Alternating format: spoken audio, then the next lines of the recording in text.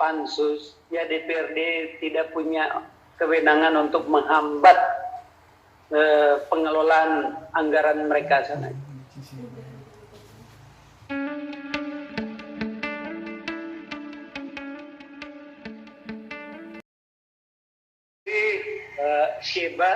Sheba Mangkuwongan beserta saudara-saudara semua, adik-adik semua yang tergabung juga di dalam Forum Pemuda Kalimantan Tengah. Terima kasih atas kesempatan ya. Pada sore hari ini kita boleh sharing gitu. Boleh berdiskusi. Khususnya tentunya saya atas nama DPRD Provinsi Kalimantan Tengah ya, menyampaikan terima kasih. Dan memang acara ini sudah kita laporkan juga ke pimpinan dan juga teman-teman pansus yang lain. Assalamualaikum warahmatullahi wabarakatuh.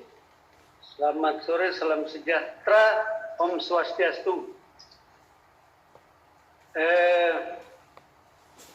Menanggapi apa yang disampaikan oleh moderator, Saudara Sheba, jadi benar bahwa Dewan Perwakilan Rakyat Daerah Provinsi Kalimantan Tengah telah membentuk panitia khusus namanya pengawasan anggaran percepatan penanganan pandemik Provinsi Kalimantan Tengah dan pengawalan penyaluran bansos pemerintah. Jadi yang namanya pansus itu, DPRD itu hal yang biasa. Dan itu memang mekanisme yang normatif ditempuh atau sering terjadi di DPRD. Apa tak? Ini aja. Ada pansus, perda-perda itu hampir semua kita pakai pansus. Terkait dengan pansus yang ada ini memang ada kekhususan. Ya, memang kita yang pertama fokus pansus DPRD ini adalah dalam rangka kita mengawasi anggaran percepatan pelaksanaan penanganan pandemi Kalimantan Tengah. Kemudian yang kedua adalah penyaluran bansos. Terkait dengan anggaran penanganan percepatan penanganan pandemi Kalimantan Tengah, ya kenapa kita bentuk pansus? Karena seperti yang sudah dijelaskan moderator tadi, bahwa anggaran yang dialokasikan untuk percepatan penanganan pandemik ini COVID-19 itu sekitar 689 miliar. Jadi 689 miliar tersebut sebetulnya adalah angka definitif hasil realokasi dan rasionalisasi APBD 2020. Dan kemudian ya memang kita mengikuti perkembangan terakhir sebagaimana rilis pemerintah daerah gubernur gitu ya. Belum lama berselang menyampaikan kalau pada saat video conference dengan Kepala Badan Penanggulangan Bencana Nasional, Ketua Tim Pusat Gugus Tugas itu, kalau anggaran untuk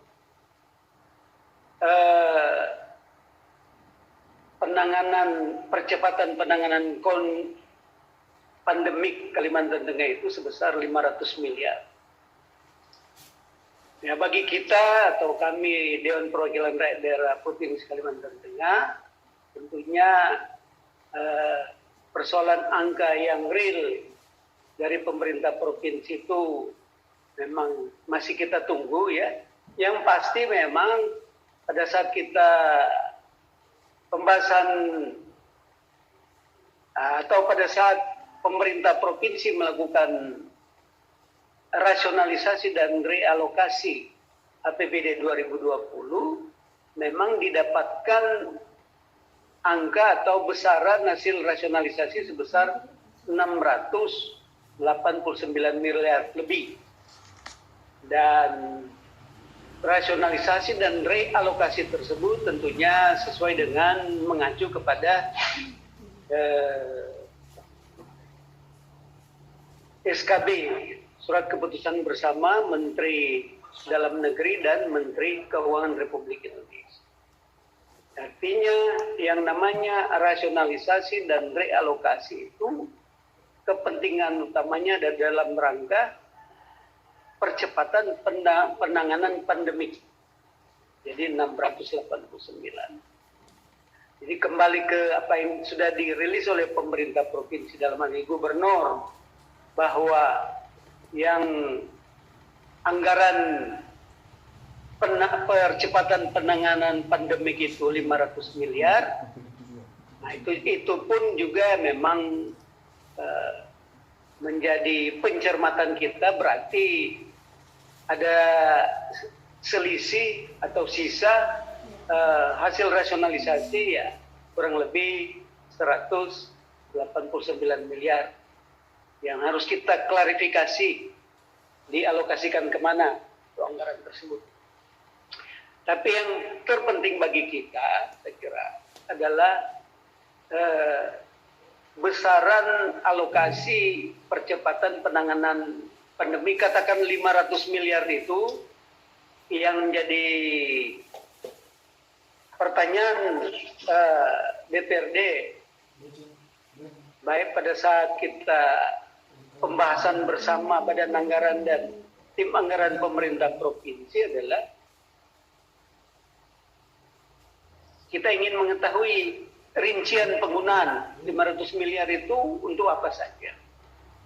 Katakanlah kalau itu sesuai arahan Presiden atau SKB, Mendagri Menteri Keuangan itu difokuskan untuk pelayanan kesehatan 1, 2, stimulan untuk dampak ekonomi, ya mungkin untuk pelaku ekonomi UMKM yang terdampak. Kemudian yang ketiga adalah alokasi untuk jaring pengaman sosial, ya bansos, sembako dan sebagainya.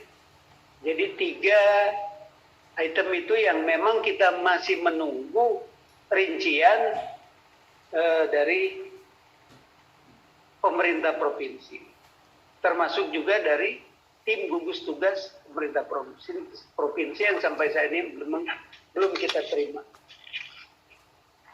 Jadi sesuai dengan apa yang sudah terpampang di layar ini, bahwa memang tujuan pembentukan pansus adalah mengawal kebijakan juga kinerja pemerintah daerah pada saat pandemi, kemudian memberikan rekomendasi kepada pemerintah daerah dalam rangka kebijakan pelaksanaan pengelolaan anggaran hasil realokasi dan rasionalisasi APBD 2020, kemudian memastikan adanya rencana, ya seperti rincian kegiatan yang akan dilaksanakan oleh tim gugus tugas, kemudian ya masukkan data dalam rangka database di lapangan, ini berkaitan dengan penyaluran sembako atau bansos. Kemudian yang berikutnya memastikan ketersediaan layanan kesehatan yang memadai. Yang keenam, memastikan adanya pendataan penyaluran yang akurat, tepat sasaran gitu. Berkaitan dengan ya sebut saja 8 jenis skema bansos pemerintah pusat. Kemudian yang ketujuh, memastikan pelaksanaan kebijakan program yang berkaitan dengan dampak ekonomi seperti yang saya singgung tadi. Dan yang kedelapan adalah memastikan pelaksanaan kebijakan program penanganan oleh gugus tugas secara terukur, cermat, tepat sasaran, dan memberikan output yang nyata. Jadi konkretnya kita fokus untuk anggaran adalah kita ingin ada rincian yang jelas penggunaan, katakanlah kalau 500 miliar, apa-apa saja keperluannya. Kalau kemudian ternyata 689 miliar, perinciannya apa saja. Yang berikutnya sudah disinggung tadi juga, kalau plafon anggaran kita untuk percepatan penanganan pandemik ini, kalau kita komparasi dengan provinsi tetangga, provinsi yang lain, ya memang kita cukup spektakuler gitu ya. Baik dengan Kalsel, Kalbar, Kaltim, Sulawesi Utara, bahkan Sumatera Utara dengan penduduk 10 juta lebih 10 juta, 15. APBD-nya puluhan miliar, triliun, tapi mereka hanya mengalokasikan penanganan pandemi itu sekitar 300-an miliar saja. Kalimantan Selatan sudah disinggung tadi 404 miliar. Kalimantan Barat lebih kecil lagi dari itu. Dan mereka penduduknya lebih besar dan intensitas atau kompleksitas penanganan pandemik itu cukup tinggi ya di Kalsel apalagi ya, Kalbar. Kemudian juga ya kita dalam hal akuntabilitas dan transparansi anggaran ya, kita betul-betul mengharapkan rilis pemerintah daerah secepatnya untuk bisa mempublikasikan apa program yang segera akan digulirkan dalam rangka bantuan sosial oleh pemerintah provinsi sesuai dengan anggaran yang sudah dialokasikan. Ya kita memang ada bocoran-bocoran untuk 500 miliar itu untuk apa saja. Menurut catatan kami 500 miliar kalau memang demikian besarnya, 200 miliar dialokasikan untuk pelayanan kesehatan, 70 miliar untuk ekonomi yang terdampak, 200 miliar untuk jaring pengaman sosial, ya bansos, BLT, sembako dan sebagainya. Kemudian ada sisa 30 miliar ya formasinya untuk administrasi pendukung lainnya ya. Itu rincian kalau yang 500 miliar seperti yang sudah disampaikan oleh Gubernur pada saat video conference dengan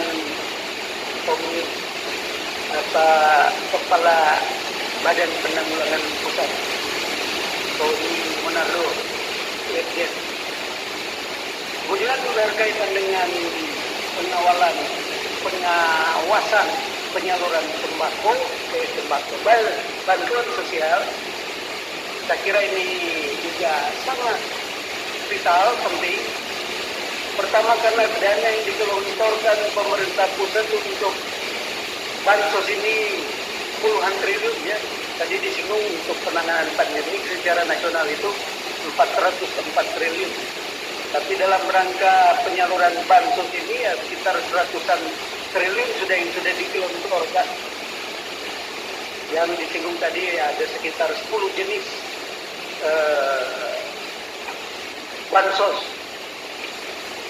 Antara lain ya bantuan tunai gitu. Alokasi pusat itu sekitar 16,2 triliun ya. Adapun untuk penyaluran ke tiap warga itu ya sekitar 600.000 per bulan. Jadi 3 bulan itu 1,8 juta. Kemudian ada bansos share dari dana desa sekitar 24 triliun itu secara nasional.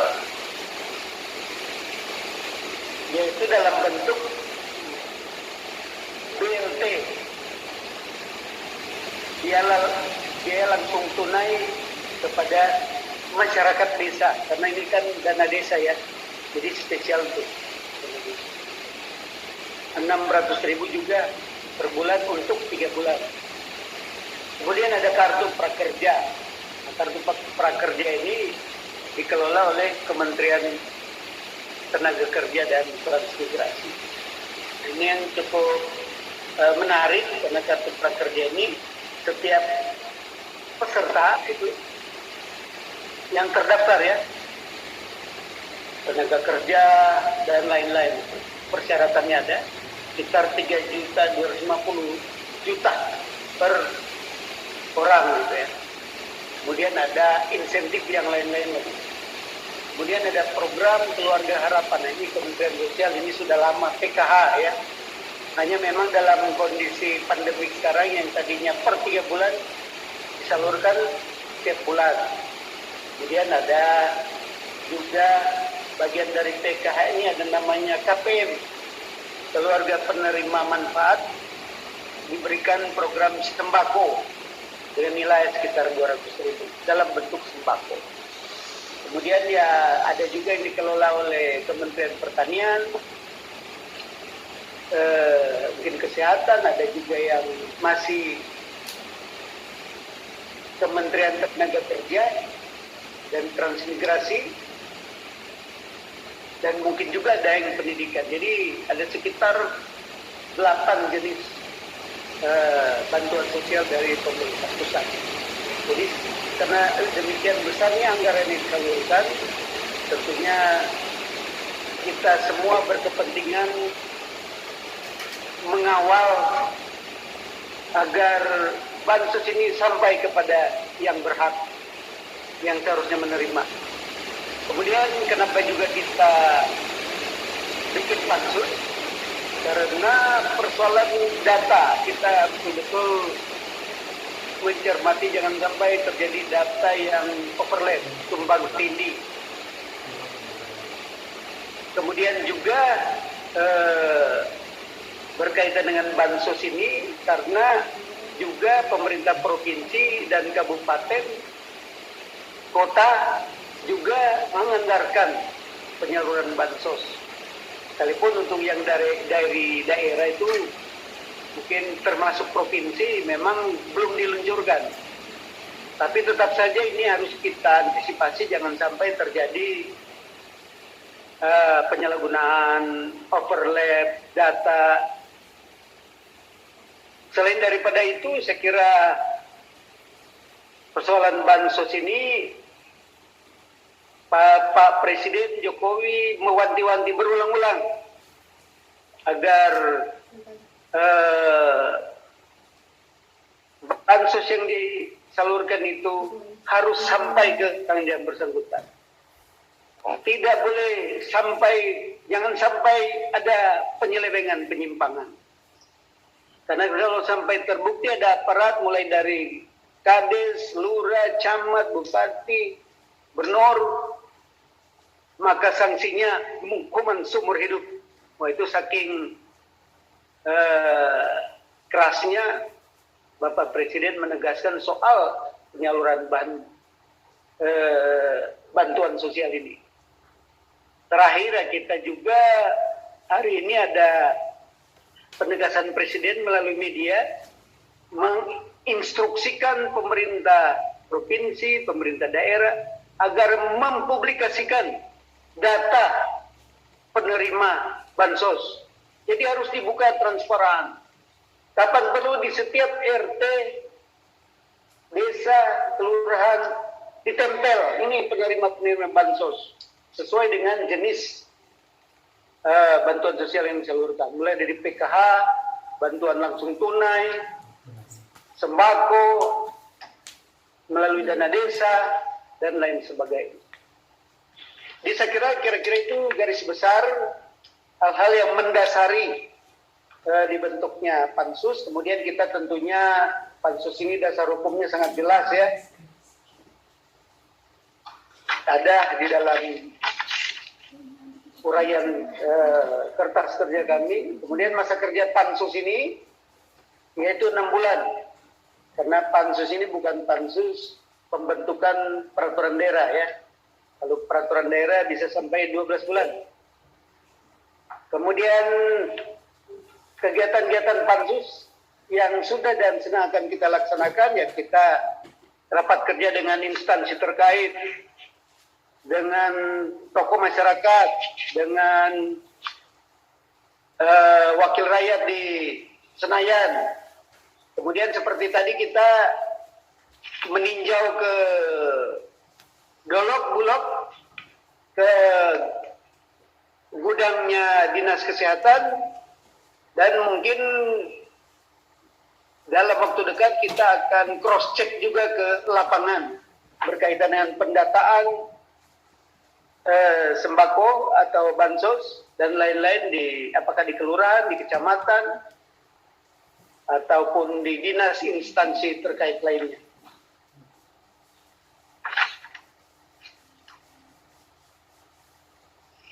Ya, jadi secara garis besar itu yang dapat saya sampaikan